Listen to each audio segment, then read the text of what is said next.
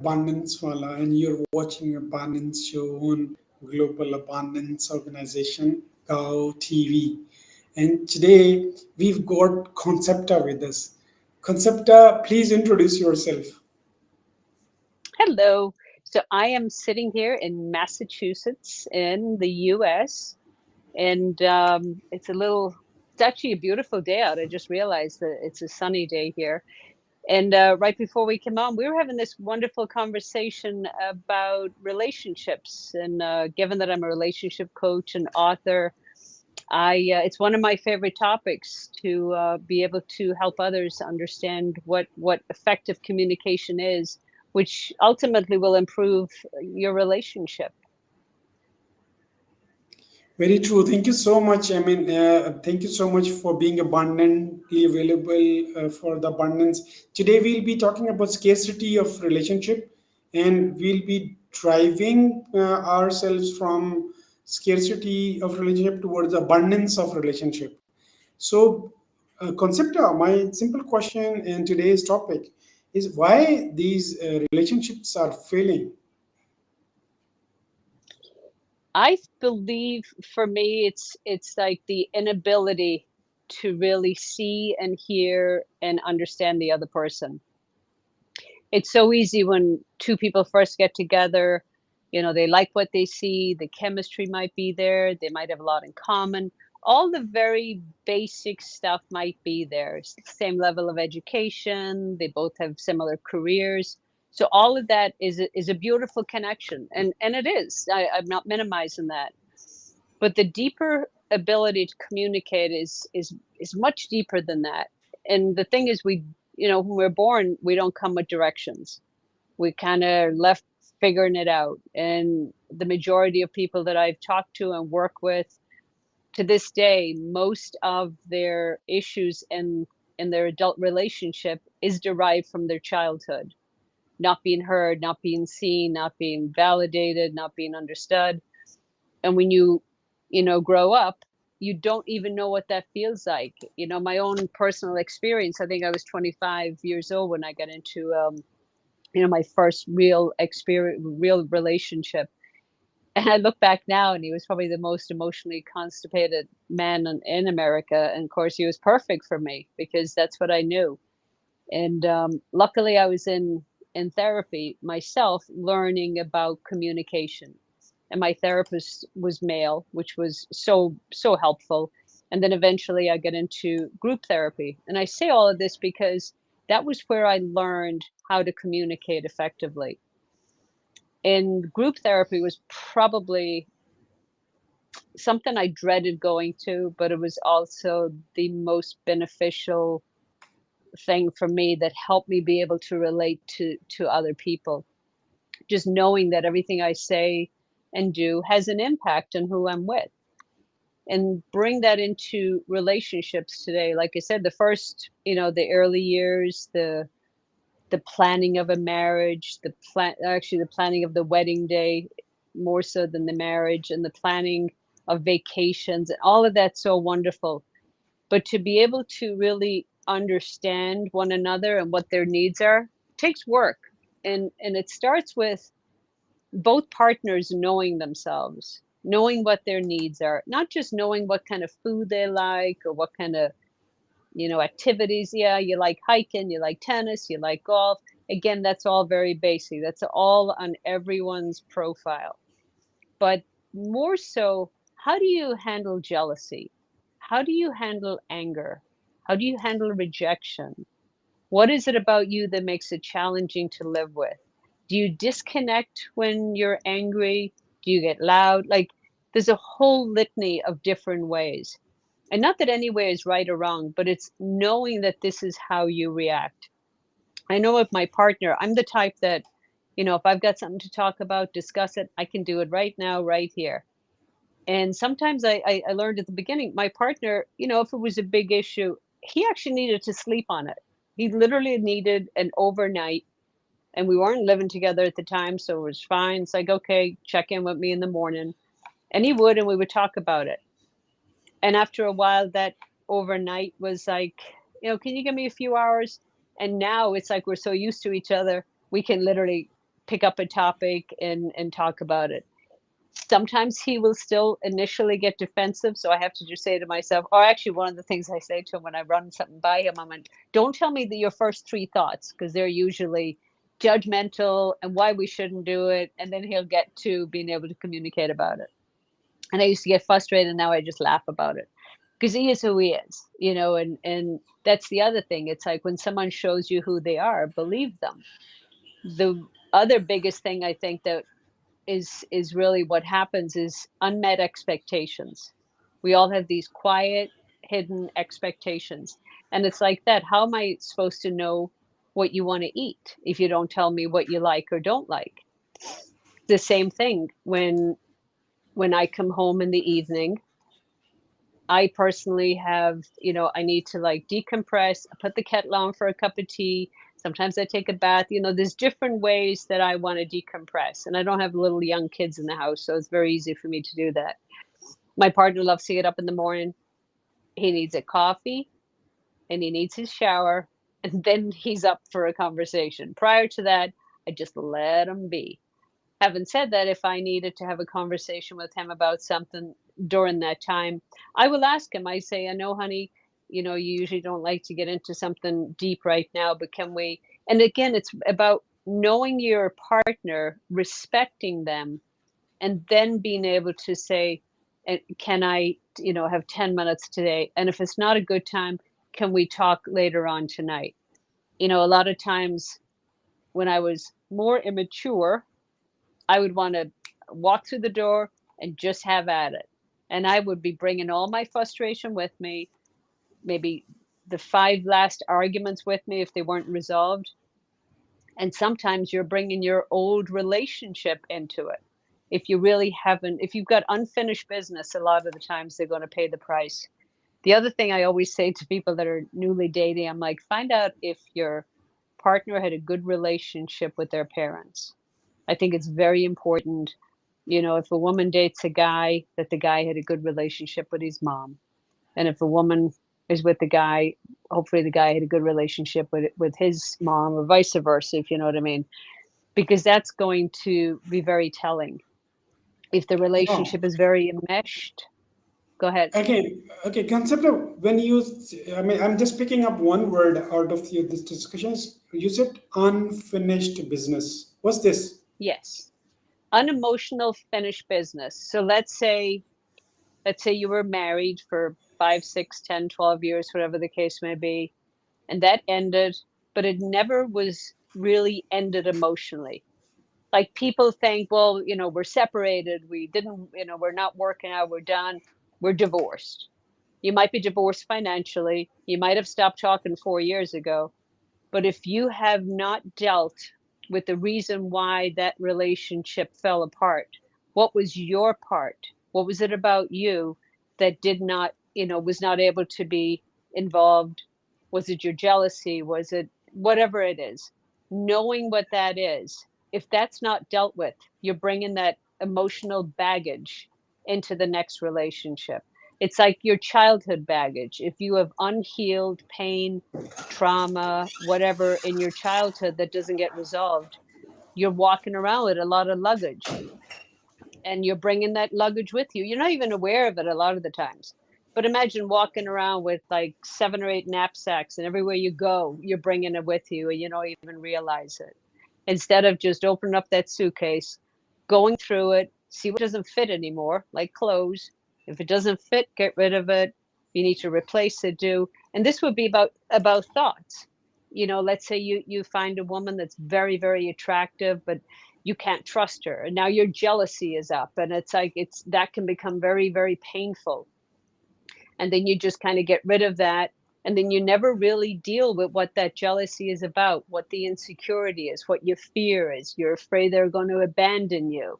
Well, where does that come from? It really is, it's like doing an autopsy on your relationship, and that's really important to do before you get into another relationship. And I think my partner did that for the first time. It's like he wanted out of the first marriage, and he kind of got into the second one relatively soon and started a whole other thing. And then he got an opportunity to feel what that felt like, because his second wife wanted to leave him. And to me, it was a blessing because he was able to learn the pain that he may have caused the first time because of the pain he felt the second time. And luckily, he was quite a few, he was a few years divorced by the time I met him and had really spent a lot of time on his own. So he was much more available. And plus, because of all the work I had done, I would know what was our pain and what was that's got nothing to do with me. I remember being with people in the past when they were extremely angry at different times, and I remember thinking, I know I didn't cause this one. So rather than me getting angry at their anger, I would just sit and hold space because I knew it wasn't me, only because of the work I'd done. So being really aware of your triggers, knowing what you cause, because people trigger each other all the time. And it's very, very important. And if two unhealed people come together, that can be a real nightmare. I mean, it leads to death sometime, unfortunately. Jealousy and obsession. If I can't have you, no one can. That is all unhealed pain that people don't realize. And there's a lot of people that don't want to be alone, so they just get married again. Okay, and is that that defines the unfinished business? And how about the effective communication? When a woman saying something to a man, and Yeah. like, I mean, sender processing and receiving and then feedback. So Yes. So where is that communication or ineffective communication sure. failing these relationships, and why this institution of relationship is getting scarce instead of being abundant even today? Yeah, no, I that's a great question. And one of the things when I talk about this, I always say I am so glad I'm a woman because I don't have to understand them. We're pretty complicated creatures. We can have a thousand thoughts at the same time.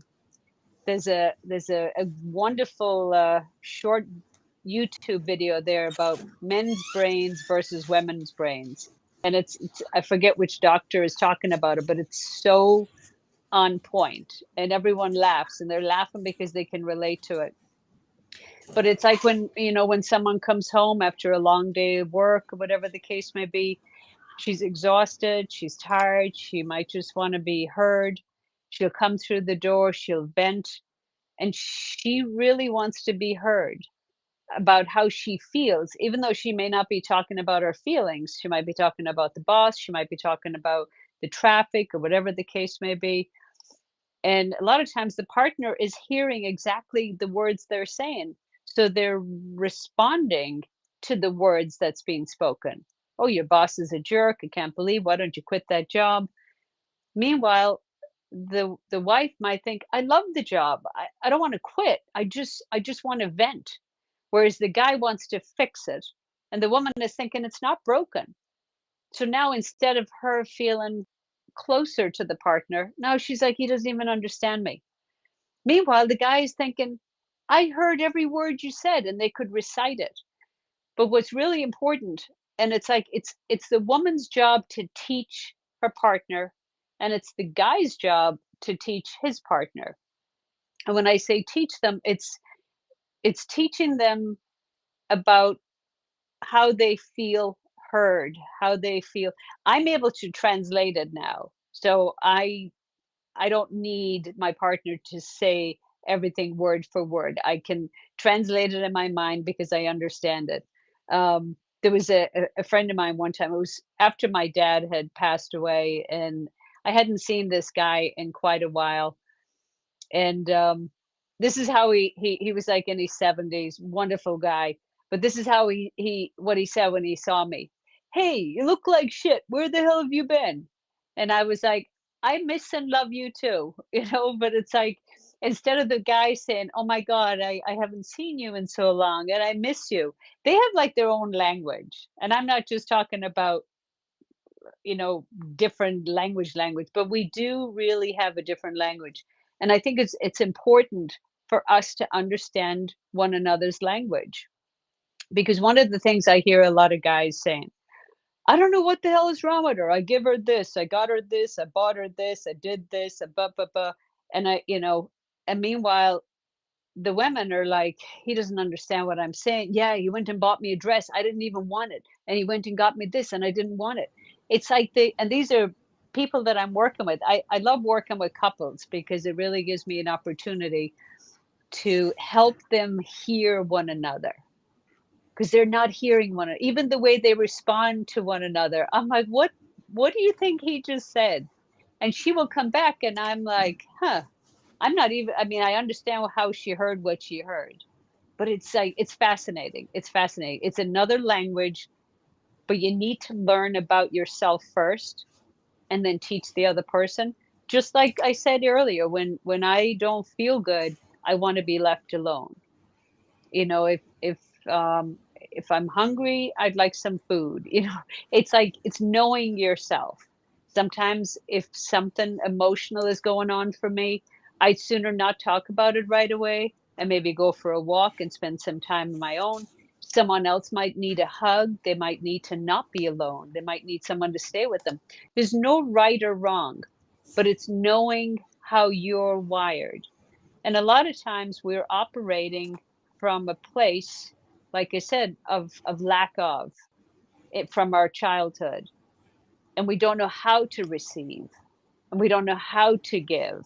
And that's a whole other layer. So that's a lot of people are walking around with a lot of unhealed baggage. I think when I grew up in Ireland, but I was saying, when I first started my recovery, I think I had more luggage than Logan Airport. It was like filled with shame and guilt and remorse and all of this. And I decided and I made a commitment that I'm going to go through this and just find the freedom behind all of this crap that I'm carrying. And when I talk about crap that I'm carrying, it's literally between my ears. It's 6 inches between my ears. That's where it all gets processed. I don't literally have luggage, but it feels like I do. So I hope that answers your question. Yeah, yeah, it does. I mean, but still, can you give us some instances where man is saying one thing and woman's understanding other, and woman saying one thing and man understanding not the exact as you use the word languages. And for sure, I understand. And this is emotional language, or like it's we take everything logical as being man, whereas I mean you are like you're all made up of emotions and you want the emotional response. Instead, you are getting logical. So would you like throw a little more light on this? Sure. Let me just see if I can. So let's say a guy comes home from an evening out with the guys, and there's and he wants to play golf for an outing or a tournament that weekend. So he comes home and he says to his wife, "Hey, honey, I'm going to be playing 36 holes this weekend." Hearing it like that would probably not go over as well if he was to say, "Oh, honey, I have this great opportunity. I know you want me to go to your mom's on Saturday, but I really would love this opportunity to blah blah blah and play golf, and here we can do dinner and stuff afterwards." So it's about taking the other person into consider. These are two different ways of communicating, really. It's about taking the other person's feelings and thoughts into consideration and not be selfish. She could easily translate that from the first part. If he just came home and said, "Hey, I'm playing 36 holes this weekend," she could come home, "You don't care about me. I can't believe you're out playing golf. You prefer to be playing golf than with me." That is so not the truth either, but it's how she feels. So now she might be resentful because she's walking around thinking he'd prefer to play golf than be with me. He'd prefer to be with the guys but be with me, which is not necessarily the truth. I think guys need guy time. They have their own way of loading up their tank, filling up their fuel, and spending time together.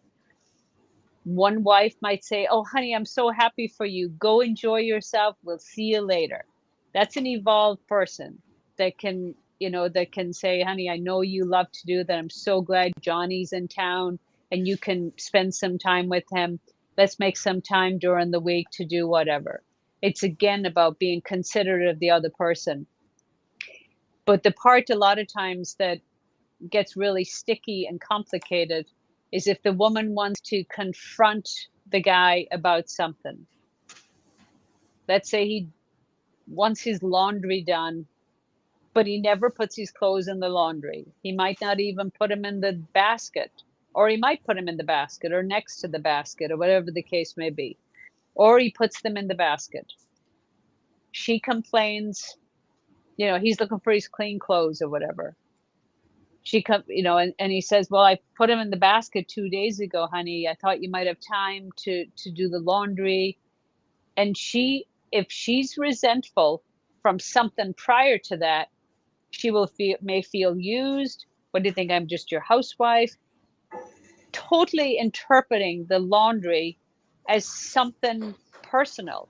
There was a couple one time that I remember working with, and her job, like they had decided that her job was inside the house and his job was outside the house. And I actually have two great examples of this.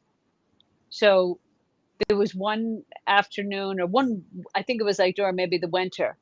She wanted him to put out the garbage, like from the kitchen, but she didn't say to him.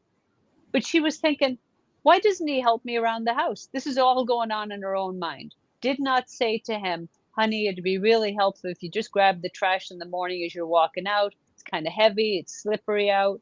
But she didn't say that. So his thing was his work is outside, hers is inside.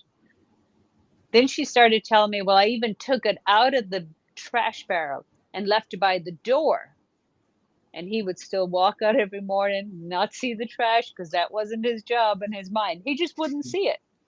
He was not thinking, I'm going to ignore this bag of trash here just so my wife can be feeling the way she. Meanwhile, she is personalizing it. She's like, I can't believe I put the trash there. Why couldn't he pick it up? Why couldn't he care for me and pick up the trash? Meanwhile, he's thinking it's a bag of trash. It's got nothing to do with you. But in her mind, reads and feels actions. The exact same couple, it was in the fall. Again, he was raking leaves outside. She was inside. She was going to go to the gym, but she didn't feel like it. Instead, she's thinking to herself, I'm going to go help my husband rake the leaves. So she goes outside, starts making piles of leaves on the yard, thinking she's helping him. Meanwhile, he's thinking, what the hell are you doing? I'm trying to mow the lawn and you're putting all these leaves in my way. No communication. When what they should have done, for him to say, honey, if you need any help anytime in the kid, because I think a baby was now born or something, there was some kind of a shift that happened. But if, it would have been kind of nice if he would have said, hey, honey, if you need any extra help in the kitchen, let me know. Simple thing. That's how she felt cared for. I learned that after 2 sessions. He was with her for 6 years and didn't know it. Again, he's outside doing whatever he needed to do with the leaves. She should have said, hey, honey, I'd like to help. How can I help? And he might say, go to the back of the house and pick up the leaves there. I've got a plan here with the front of the house. But she didn't ask him. So she just did what she thought would be helpful. Meanwhile, it just irked him because he's like, what the hell are you doing? So instead of it being getting closer, they ended up having an argument because of the lack of communication. And it really is, I've always said this to people, like almost every year, whether let's say you met at Christmas, make Christmas be a time, or you met in January, February, whatever, check in with each other annually or even quarterly at the beginning. Are your needs being met? What is it about, what is it I do that makes you feel loved? What is it I don't do that doesn't make that makes you feel, learn how you are showing up, because you can be so in your own mind doing, like Steve is in his mind a lot because he works weekends, he works during the week, and I totally get it. He's got a plan. I support it, but I also need to make plans with him, ahead of time. It's like, "Hey, hon, I'd love if we could go to Block Island on this day. Can we can you leave your computer at home?" So that way he knows, okay, it's just gonna be he and I. But I know ahead of time. I'm not gonna just wake up in the morning and say, "Hey, well, I want us to do this today." Because it's like I know he's got plans. So I'm being respectful of where he's at, what he's doing, and he does the same for me. I love going out doing photography. He's never once said to me, "Hey, you care more about the camera than me," or "You like shooting those owls. What about me?" It's not. He's just so happy. He goes, "Have a wonderful day. Can't wait to see what you photograph." It really is about being best friends and caring about the other person. But if I had old resentful thoughts towards some guy who didn't do or do, I would be triggered by what Steve says and doesn't say, and then I'd be responding and reacting from my trigger, not from what he says or not says. It's like so many guys, they're so funny. They'll be like, "I do this," and I even my dad used to say it. "I do this for your mother, I do that for her, I do this, and she won't," whatever the won't be. And meanwhile, it's like we expect people to read our minds. Do not expect your partner to read your mind, whether you're male or female, and don't assume you know what your partner wants. Ask them. Does that make sense? Time, like we, like my age fellows who are 48 already. Now, our kids are, of the age that we'll be looking forward for their marriages, like in 3 to 5 years from now. So what's, still, there are like myself, we are ourselves, we are not settled so far. So, how, what's about your ourselves and how about the kids? Your advice on Say for say us, that my again. generation. Say that again. I'm missing the question there. I know it was something about kids and you. You talking about your relationship with the kids?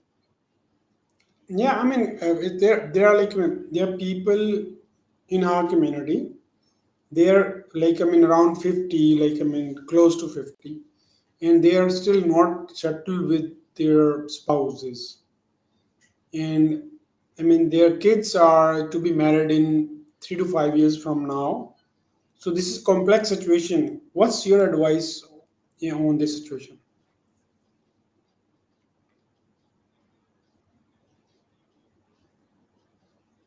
You're froze.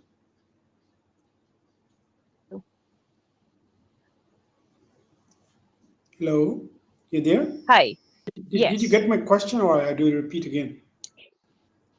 Just give me the question part, like the I know you said something about 50-year-olds, and then you talked about kids getting married in 3 or 4 Okay, years, I, but I there are still missed the question. okay. There are two aspects of this question. One is like those who are around 50 or close to 50, and their own Yep. marriages are not settled. Their own relationships are still not settled. At the Yes. same time, the kids are also grown up. Okay. So, and they do have the impact, as you said earlier. And how to cope up with the situation?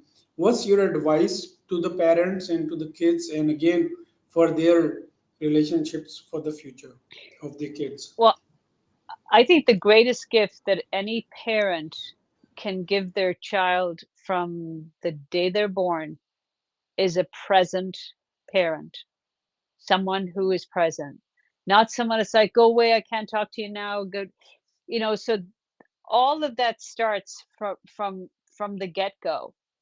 There's nothing nicer or more important than when a child runs into a room, the smile on your face is what makes them feel so special and so alive and so energetic. If they come from a place where they feel loved, respected, nurtured, cared for, they're probably going to be drawn to and attracted to that same kind of a life because it's what they know.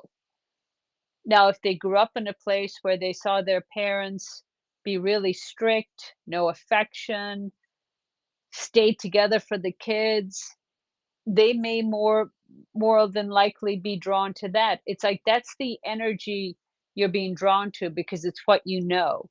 It's like people that grow up in alcoholic homes. They like, I will never drink.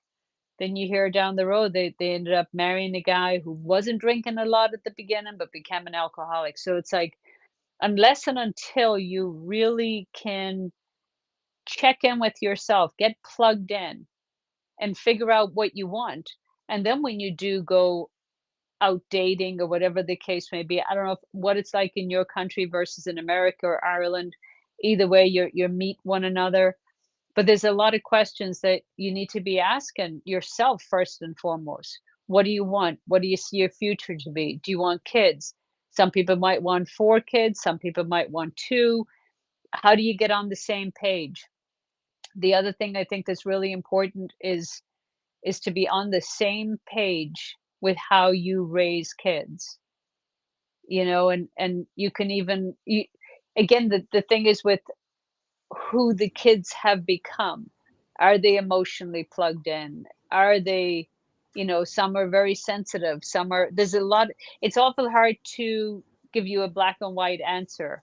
Um, but usually after talking to someone for 10 or 15 minutes, or if they're honest with me about what their life is like, it's very easy for me to see what areas that they could be focused on and be able to make some changes between your ears. It's a choice. Like we were talking earlier, it really is a choice every day. I could wake up in the morning and ask myself, what can I do today that would help Steve have a better day?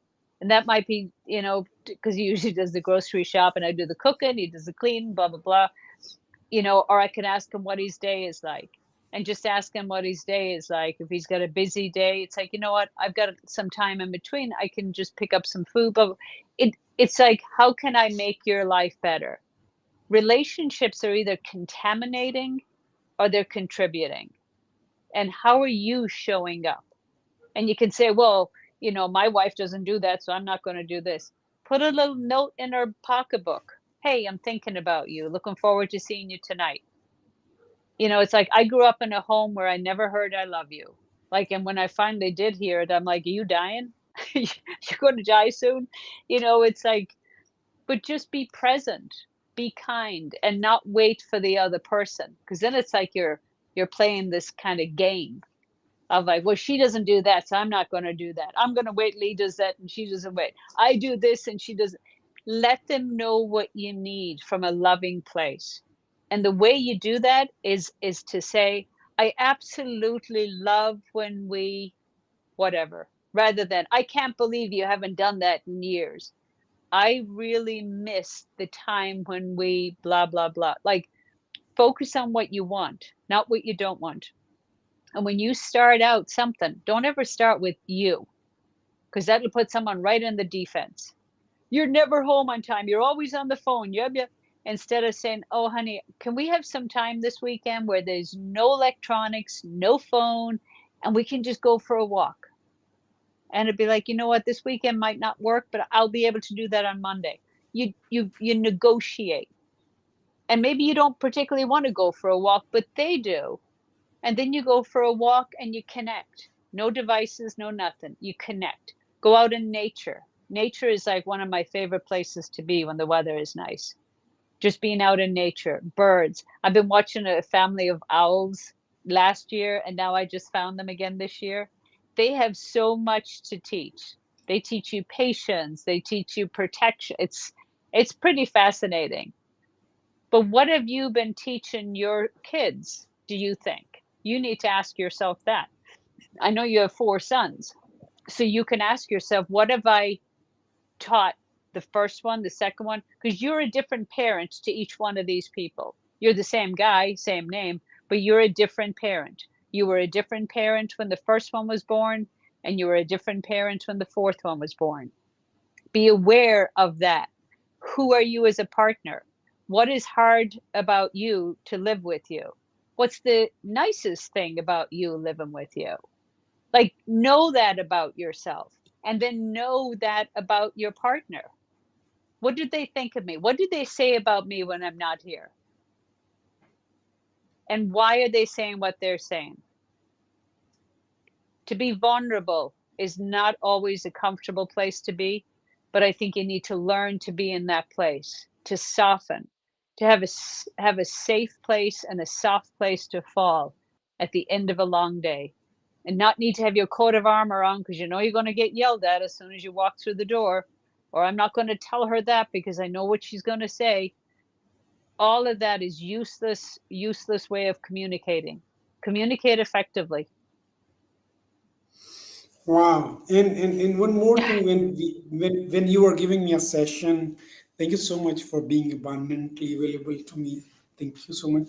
And you were talking about the choices. We Mm, as men, we make choices, we make decisions everywhere. We buy $1 or 1,000 or whatever. We like, I mean, buying a coffee to a house or anything. We make decisions, but we, and at the same time we feel and we say, look, I am helpless, I mean, and we can't handle certain emotions. Why is that so? say that last piece again. Like, I mean, we are making decisions all the time, we are making choices. As your teachings tell me that they are leading a happier life and a very stable emotional life, and Hmm. loving someone and not loving someone is a decision. It's a It's a choice. choice. Yes. It's a choice. Yes. It's not something that happens. Like, I mean, it's again, I mean, you can create it. So Yeah. we as men, we make decisions. I mean, buying coffee to a house, or big deals or small deals, and we are all the time in control. But when it comes That's to external. emotions, yeah. Yeah. But when it Yeah. comes to emotions, like, or the relationship handling, or talking to your spouse, or Hmm. understanding their emotional patterns, we are all, boom, bogged down, and that's where, I Yeah. mean, So this is where we fail miserably. Why is that? So yeah, what's the solution? What's the missing jigsaw puzzle which completing the picture of the it's emotional about your relationship? it's about your own regulating your own emotions. So again, if you grow up, and I have no clue actually what your home was like growing up, but were you allowed to feel your feelings? Were you allowed to express your anger? Were you allowed to cry? Or were you told to stop crying? Or were you told to, were you allowed to have emotions? Like, that's the first thing you need to ask yourself. Again, where I grew up, it was like, stop crying, I'll give you something to cry about. You're fine, go way out of that. It's like my emotions weren't welcomed. And that's a lot to do with the culture I grew up in. And then as I got older, even in my teenage years, I actually found a lot of comfort in alcohol because I really didn't know, I didn't like feelings and I didn't know how to deal with them. And I thought they were all facts, which they're not. And then when I got sober at 22 and I started on this journey that I've been on since, I needed to learn, first of all, what they were. I needed to give them a name. I needed to realize that I'm actually in the driver's seat. I have the ability today to control my own emotions. When I'm in traffic, like Steve and I are very different in traffic. I like to drive because he can get angry at total strangers on the highway. I don't even give them a second thought because I like my peace and quiet. I always find a parking spot. Steve never does. There's always one waiting for me. Might take a few minutes longer, but it's there. I don't want to be in that place of like, it's kind of lack of, or I don't want to be thinking I'm not going to get a parking spot here. I like to feel good. One of the other things I find that, people will say, well, I don't want to tell her that because I know what she's going to say. What they're really saying is, I know if I share my truth with my partner, they're going to get upset. And I'm not comfortable with their upset energy because I'm not comfortable with my own emotions. A lot of times men especially, and this is generalizing, so I don't mean to generalize, but men can go to anger pretty comfortably. They're comfortable in that place. And I've experienced, not brutal, but just anger. It's comfortable for them. It's sometimes familiar and it prevents the vulnerability. And part of me, I think, was more more wired like a guy than the typical female because I grew up taking care of myself, independent. I got this. I still don't like to be emotional. I still don't like, but I'm appropriately emotional when I need to be, whether it's at a funeral or um but it's really learning how to regulate your own emotions. You know how you see a 2-year-old and a 3-year-old, their emotions are totally out of whack. What they need in that moment is one parent or both to hold space, to stand still. The exact same thing when a couple has to talk about something uncomfortable. And this happens with Steve. I used to confront Steve with something. I'd be upset or angry. He'd get angry. And I'm like, there's no room for both of our anger here right now. Either you're angry or me. Which is it going to be? Now we just laugh about it. But it's still the case. It's like, I will now say something. I'm like, can you hold off on getting angry? I just need to get this out. But it's a matter of one person needing to hold space for the other person's emotions. And that's hard to do if you haven't learned how to be comfortable enough being uncomfortable with your own emotions. And a lot of times men, well, I don't want to see her cry, so I just give it to her. You don't want to see them cry because of what it brings up for you. Crying is a release. Laughing is a release. Did you ever tell anyone, stop laughing? You're having too much fun. But no, you want them to stop crying, or you'll give them tissues or something. I literally, people that sit and cry in front of me, I just literally hold space because I know it's just a release. It's a release of something. And a lot of times they're laughing 10 minutes afterwards. But people are so afraid of, I don't want to see them upset or crying. It's part of being human. And it's like, well, I don't want to bring that up because of blah, blah, blah. So now the guy has made up all of these excuses to himself why he wants to protect his wife. He's not protecting his wife, he's protecting his own inability to feel his own feelings. Does that resonate? Wow. Yeah, it does. Okay. See, if this is about the physics and chemistry of one's, like, being man, it takes different chemistry, and being woman, it's different one. So, there are a lot of things that, after seeing you and attending your sessions, I really met myself as if I'm meeting myself for the first time in life. There are certain concepts, like, it was like about making decisions and choosing and making choices, and then at the same time feeling vulnerable or like feeling helpless and not attending to, my own, vulnerable, emotional side, making more stronger, not on it, but expecting others to do that for me. So that was really amazing learning. So thank you so much for being on my show, and you graced it. And there's lots of value when you speak about relationships, and would request you to please keep featuring on abundance. And since I think we are emotional animal beyond social animal, and I would want you to playing until we make the abundance of relationship and emotional stability. Thank you so much. Any message that you would want to give to the planet? Yes, I will tell you. So I think like let's say the intimate part of a relationship. If a woman feels heard, she is way more apt to want to be with you physically. But she needs to feel heard and cared for and loved. For a woman to feel turned on, it's between her ears. A guy to be turned on, it's somewhere else. So know that. And when you wake up in the morning and you ask your honey, hey, you want some tea or coffee?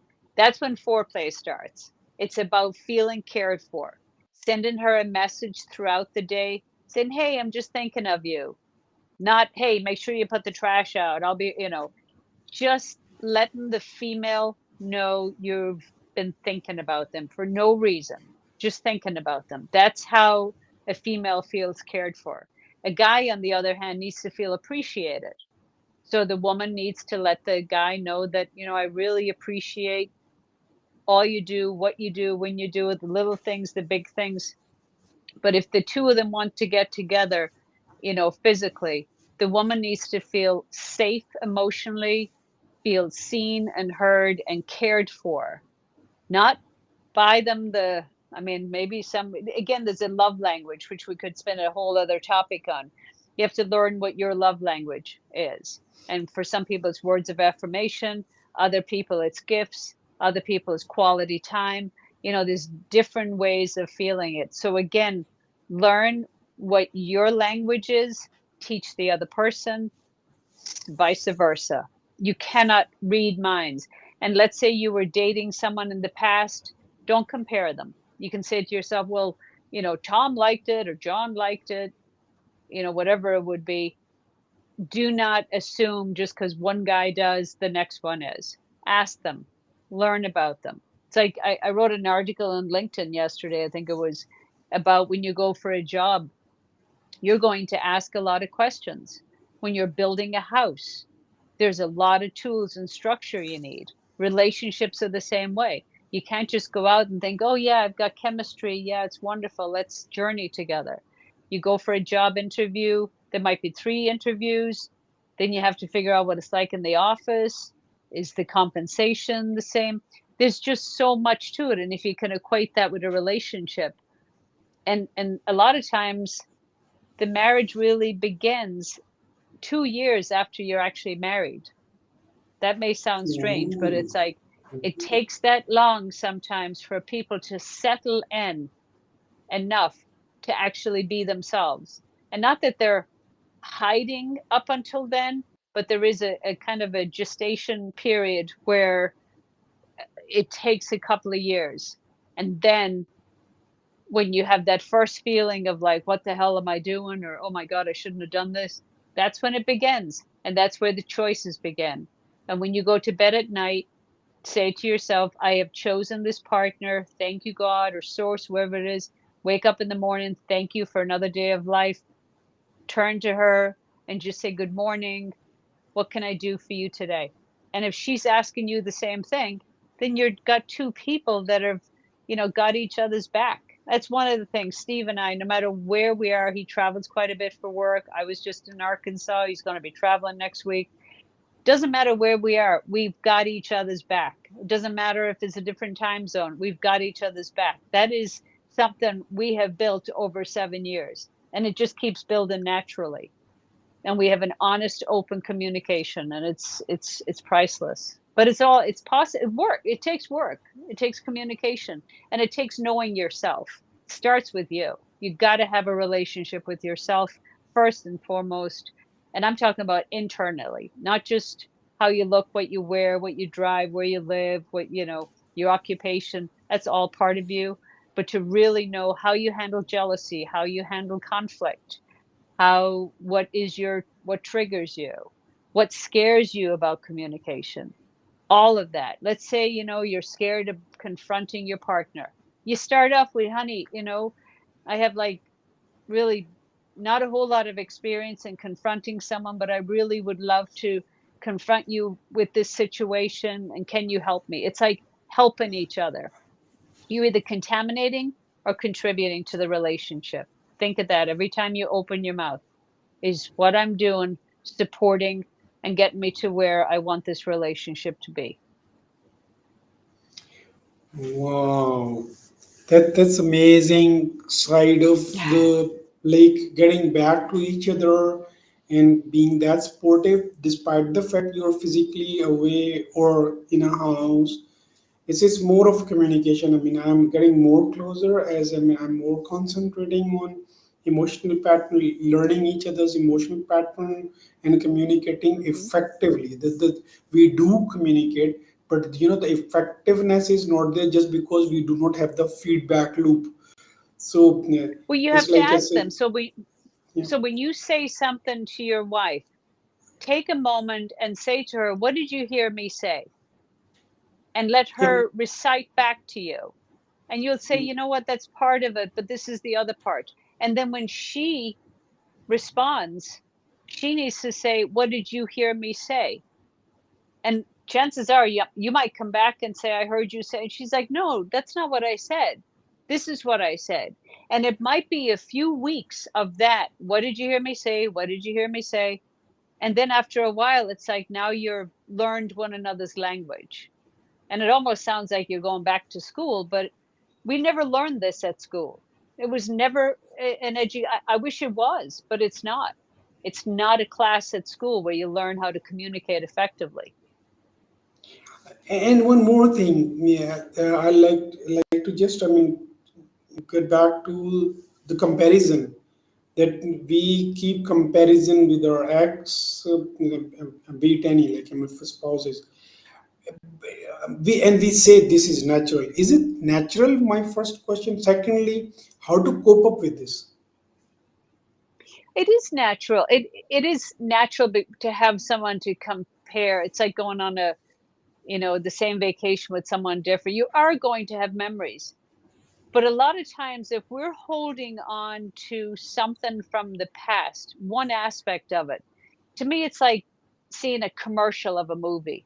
And I will remind the person that's holding on to one commercial that felt really good in that old relationship.